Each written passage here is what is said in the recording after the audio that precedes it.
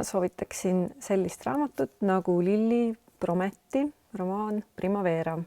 Selline armastusromaan, et kohtuvad kaks inimest, kes pole mitukümmend aastat teineteist näinud ja mõlemad on elanud läbi siis mitmesuguseid kaotusi. Nii et see armastus on selline, on valulik, need inimesed on väga haavatavad ja naine on kaotanud lapse, mees on olnud koonduslaagris Buchenwaldis. Nii et see on ka romaan sellisest taaskohtumisest, mälust ja vanadest haavadest ja samas on siin, et see vastandus ongi hästi põnev, et kuidas on selline hästi lopsakas, külluslik Itaalia ja siis need sõjakoledused läbi teinud inimesed.